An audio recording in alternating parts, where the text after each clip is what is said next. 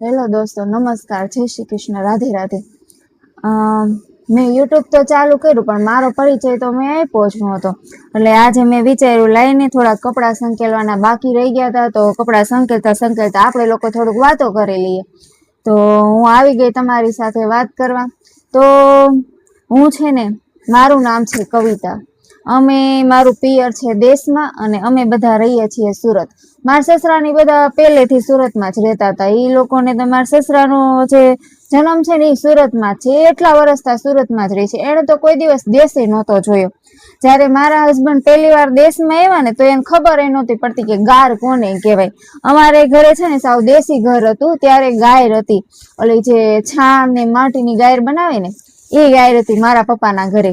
તો સાગર તો એમાં છે ને ચપ્પલ પહેરીને ચાલવા માંડ્યા. એ કે આમાં એ કે ચપ્પલ પહેરીને ચાલવાનું હોય ને. મેં કીધું ચપ્પલ પહેરીને ન ચાલવાનું હોય આમાં, આ અમારું ઘર છે. મેં કીધું આને છે ને આપણે જેમ લાદી ને પ્લાસ્ટર ને એવું કરવી ને, એમ મારી મમ્મી આ ગાયર કરેલી છે. આમાં છે ને એમ જ ચાલવાનું હોય. તો એમ તો ચાલ્યા જ નહીં હોય, સોક્સ પહેરીને ચાલ્યા. એને ન ગમે, એને ધૂળ તો બિલકુલ ન ગમે. એટલે અમારા મમ્મી પપ્પાની બધા દેશમાં રહે છે. મારું પિયર દેશમાં છે ને મારા સસરાનું ઘર અહીંયા સુરતમાં છે. અમે સુરત રહેવી છીએ. તો અમે છે ને, હું તમારા સાથે એક વસ્તુ શેર કરું છું કે અમે છે ને કેટલા ખબર 35 લોકો હતા. અમે ફાર્મ ઉપર ગયા હતા હજી હમણાં. હું છે ને પેલા બધું જ ખાતી હતી, જંક ફૂડ ને આ તે બધું, એમાંથી જ બધા આવ્યા છે. મને ખબર જ છે આપણે બધા એ જ ખાઈ ખાઈને મોટા થયા છીએ. તો હું છે ને મારી છોકરીને નથી આપતી કોઈ વસ્તુ બહારના કોઈ પેકેટ ફૂડ નહીં, બિસ્કીટ નહીં, ચોકલેટ નહીં, આ કોઈ વસ્તુ નથી આપતી હું મારી છોકરીને. તો આપણે બધા બહાર જાવીએ એટલે બીજા બધા તો આપતા જ હોય. એટલે અમે 35 લોકો અમે ફાર્મ ઉપર ગયા હતા. બધા પોતપોતાનો નાસ્તો લઈને આવ્યા હતા ઘરેથી. એટલે બધા પેકેટ ફૂડ લઈને આવ્યા હતા, કોઈક બિસ્કીટ ને કોઈક ચોકલેટ ને એવું બધું. તો મીરાને છે ને મેં એવું શીખવાડ્યું છે કે તને કોઈ ચોકલેટ કે વેફર કે એવું આપે ને, તો તારે છે ને પેલા મારી પાસે લઈને આવવાનું. એટલે એ છે ને મારી પાસે લઈને આવી કે મમ્મા આ વસ્તુ ખાવાની છે કે નથી ખાવાની, કે ચાલ આપણે ડોગીને આપી આવીએ. એટલે બધા મને શું કે એલી તું એને થોડુંક તો ખાવા દે એમ.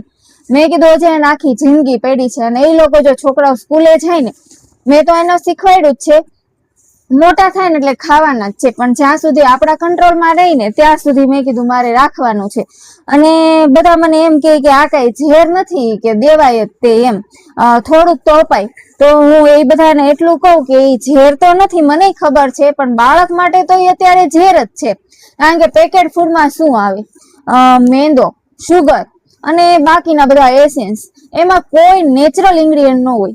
અને અત્યારે બાળકના હાડકા અને મગજનો વિકાસ થતો હોય, તો આપણે એને એવી વસ્તુ આપવી જોઈએ કે એનાથી એનો જે વિકાસ છે ને એ સારો થાય, ખરાબ નહીં. તો આપણે જયારે એને પેકેટ ફૂડ કે ચોકલેટ કે એવી કોઈ વસ્તુ આપી તો શું થાય, એના શરીરમાં એનો વિકાસ જ અટકી જાય હે ને. એટલે હું નથી આપતી એને. અને આ જે બોલવા વાળા છે ને કે એ વસ્તુ ઝેર નથી કે અપા, એ લોકો કોણ છે ખબર છે? બધા ભણેલા ગણેલા ગ્રેજ્યુએટ લોકો છે. એ લોકો આવું બોલે ને ત્યારે આપણને બહુ અજીબ લાગે કે ભણેલા ગણેલા લોકોનો વિચાર આવા હશે. ત્યારે આપણને એમ થાય કે નહીં, બરોબર છે કે આ આપણે જેટલું જાણવી છે ને એટલું તો આપણા માટે સારું જ છે. તો એ લોકોને શું પ્રોબ્લેમ આવે ખબર? છોકરા કોના માટે કરે? એ લોકો સાસ સસુર માટે. એને તો રાખવાનો હોય કોઈ દિવસ. એટલે એ લોકોને તો જેને હરવા ફરવાનો બહુ શોખ હોય ને એને આવું જ હોય. એ લોકો છોકરા મૂકીને વયા જાય. બા દાદા શું કરે? રોવે એટલે કાં તો મોબાઈલ આપે, કાં તો પછી આવી રીતના કોઈ ચોકલેટ આપે, કેન્ડી આપે કે આઈસ્ક્રીમ આપે. એ લોકો તો આપવાના જ છે. બાળકને કેટલીક વાર રોવા દે. આપણે હોય તો આપણે સહન કરવી એકવી. એ લોકોથી કેટલું થાય? આપણે હોય ને તો આપણે 2 કલાક 3 કલાક રોવા દેવી, બાકી ફોન ન દેવું. હું તો એને 2 કલાક રોવા તો 2 કલાક રોવા દઉં, બાકી ફોન કે ટીવી કોઈ વસ્તુ ન ચાલુ કરી દઉં. એટલે ધીમે ધીમે એને હેબિટ પડતી જાય. જયારે નાનું હોય તે બાળક તો રોવાનું જ છે, જીદ કરવાનું છે. મારી છોકરી છે 2.5 વર્ષની. જયારે એ નાની 2 વર્ષ અંદર હતી ને ત્યારે એને ખબર નહોતી પડતી. હું કહું ને કે આ વસ્તુ નથી ખાવાની તો કોઈક બીજું આપે ને તો એ લઈ લી. અને અત્યારે ગમે એ વસ્તુ આપે ને તો એ મારી પાસે લઈને આવે, મમ્મા આ ચોકલેટ છે, ચાલ ડોગીને દેવા જાવી છે. એટલે આપણે રોજે એના મગજમાં નાખવું પડે.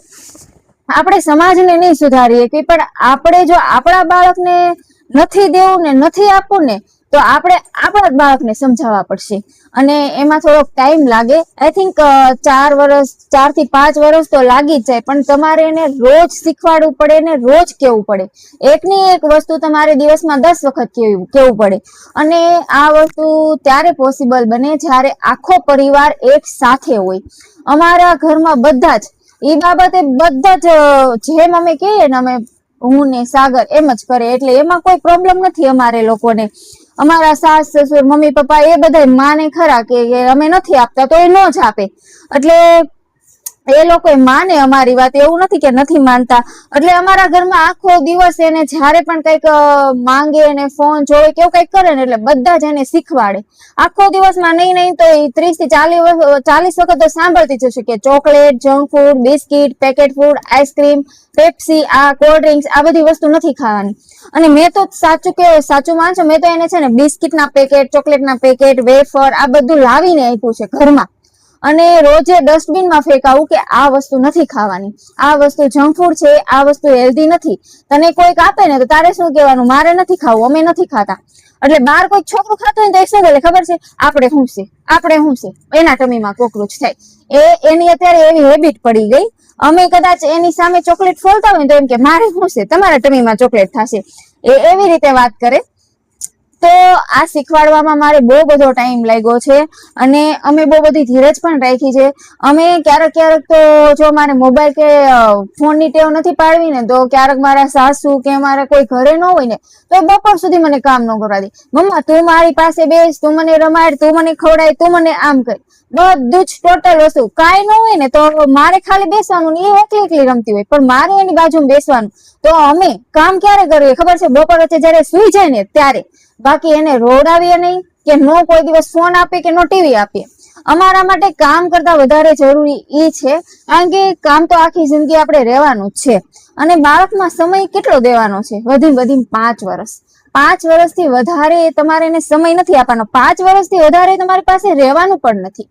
બધા એમ કે ને કે તમે તો બાળકને મૂકતા જ નથી, તમે એને ક્યાં એકલા જવા જ નથી દેતા. એને એકલા મૂકો તો એને ખબર પડે, એને રહેતા શીખે. એને બાર કોકના ઘરે 5 દિવસ જવા દો, 10 દિવસ જવા દો, નાના ઘરે મોકલો. મેં આજ સુધીમાં 2.5 વર્ષની થઈ ને, મેં મારા મમ્મી પપ્પાના ઘરે 2 દિવસ એકલી નથી મોકલી ક્યારેય. કારણ કે અત્યારે જ સમય હોય આપણને બાળકને સાચું શું ખોટું શું એ બધું શીખવાડવાનું. નાની અને દાદા દાદી એ ખોટું નથી કરતા, પણ એ પ્રેમ જ છે, પણ એનો પ્રેમ બતાવવાની રીત અલગ છે. એ બધું જ ખવડાવશે. એ લોકો એમ કહેશે કે આનાથી કાંઈ ન થાય. મારા મમ્મી પપ્પા પણ એમ જ કહેતા હતા કે દે ને કાંઈ ન થાય, બધાના છોકરા ખાય જ છે. પણ મને એટલો ફર્ક દેખાય છે ને, મેં નથી આપ્યું એટલે બધાના છોકરાઓમાં ને મારા છોકરાઓમાં મને બહુ બધો ફર્ક દેખાય છે.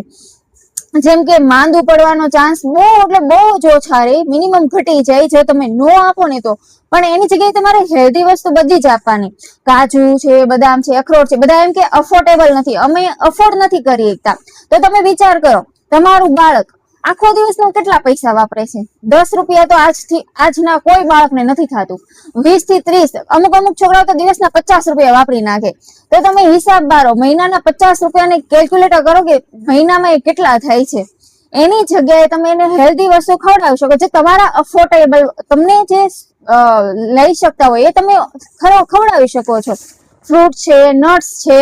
નટ્સ એ તમારા બધાના બજેટમાં આવી જાય. પણ તમે જુઓ ને તો આપણે જે નેચરલ વસ્તુ ખવડાવીએ ને એ આપણા બજેટમાં બેસી જ જાય. કારણ કે એનાથી જો દિવસના 50 થી 20 રૂપિયા કે 30 રૂપિયા બાળક ખર્ચી જ નાખે છે, તો આપણે મહિનાના એન્ડે હિસાબ મારીએ ને તો એ આટલું થઈ જ જાય. અને પ્લસ તમે દવાખાનાનો ખર્ચો પોણો ઘટાડી નાખો. કારણ કે જ્યારે તમે નેચરલ વસ્તુ આપશો એટલે તમારા દવાખાનાનો ખર્ચો 0.5% ઘટી જશે. તો એ ખર્ચો એમાં પ્લસ કરો તો શું થયું, બાળકનું હેલ્થ પણ સારું રહે અને બાળકના મગજનો વિકાસ પણ સારો થાય, બાળકનો વિકાસ પણ સારો થાય અને હેલ્ધી રહે. અને જ્યારે બાળકનું હોસ્પિટલ આવે ને તો એ ખર્ચા કરતા વધારે મા બાપ હેરાન થાય છે. કારણ કે બાળકને એક સોય લાગે ત્યારે મા બાપને એના કરતા વધારે દુઃખ લાગે. ત્યારે કોઈ આપણી સાથે ન હોય. એટલે જે લોકો એ કહે છે ને કે તમે એને ખવડાવો, તો તમે એની સામુની તમારા બાળક સમજો. એ લોકો ભલે તમને ખરાબ કહે, અને તમે તમારું વિચારો, તમારા બાળકનું વિચારો. કારણ કે હોસ્પિટલ જયારે આપણે જવાને થાય ને ત્યારે મમ્મી પપ્પા જ સાથે હોય, કોઈ બીજું સાથે ન હોય. એટલે બાળકને દુઃખ અને પીડામાં જોવું ને એ નહીં કરતા આપણે એના હેલ્થ ઉપર વધારે ધ્યાન આપીએ ને તો વધારે ફરક પડે. અને આપણે ગુજરાતીઓમાં તો બધા જ ભણેલા ગણેલા હોય કે ગમે એ હોય, બધા બસ તમે ખવડાવો કાંઈ ન થાય, એક જ વસ્તુ કે મારી છોકરીને તો પરાણે કોલ્ડ ડ્રિંક્સ પાતા હતા. તમે માનશો, મેં ના પાડી કે હું નથી દેતો તો બધાએ મને એમ જ કીધું આ ઝેર નથી, થોડુંક તો અપાય. પણ કોલ્ડ ડ્રિંક્સ અત્યારે બાળક માટે ઝેર જ છે. જયારે મોટા માટે ઝેર જેવું હોય તો નાના માટે તો તમે વિચાર કરો કેટલું અનહેલ્ધી છે. એમાં શું હોય? કાર્બોહાઈડ્રેટ, શુગર, એનાથી વધારે કોઈ વસ્તુ ન હોય. આખી બોટલ હોય કોલ્ડ ડ્રિંક્સ ની, હાફ બોટલ જેટલી તો શુગર જ હોય છે. તો આપણે આખો દિવસની આટલી શુગર તો બાળકને ઘરમાં પણ નથી આપતા જેટલી એક બોટલમાં હોય છે. તો આપણે અમુક બાળક તમે દેશમાં જોયા છે, મમ્મી પપ્પા સુરત રહેતા હોય અને બાળક દેશમાં રહેતું હોય, તો નાના નાની એને આખો દિવસના 50 રૂપિયા આપી દે. બાળક શું ખાય છે, શું પીવે છે, એ તો નાના નાની ખબર જ નથી. એ એનો એક પ્રેમ જ છે, પણ એ વસ્તુ અલગ છે. એ લોકોને એ વસ્તુનું નોલેજ નથી. અને આપણને છે તો બાળકને આપણી જ પાસે રાખીએ, બહાર નહીં. કારણ કે બાળકને 5 વર્ષમાં તમે બહુ બધું શીખવાડી શકો. તમને જો કામ થોડોક ટાઈમ 5 વર્ષ તમારે એડજસ્ટ કરવાનું છે. બાળક હોય ને એને બધું વિખરેલું જ હોય. કોઈ દિવસ ઘરની સફાઈ નો, અમે સવારમાં કચરા પોતા કરીએ ને એટલું ક્લીન ઘર થઈ જાય ને કે અમને બેસવું ગમે, પણ જેવો જ અડધી કલાક થાય ને આખું ઘર રણ વિખેર કરી નાખે. એમ એ બાળકનો સ્વભાવ છે. બાળક એને જ કહેવાય જ્યાં તમને રણ વિખેર વસ્તુ જોવા મળે, દિવાલ ઉપર લીટા જોવા મળે, એ જ ઘરમાં બાળક સારી રીતે ખીલતું હોય. અને જ્યાં બહુ શિસ્તતા હોય ને ત્યાં બાળક પણ એવું હોય. તમે જોજો, એ બાળક અને જે છૂટથી રહેલું બાળક હોય ને એમાં બહુ બધો ડિફરન્સ હશે.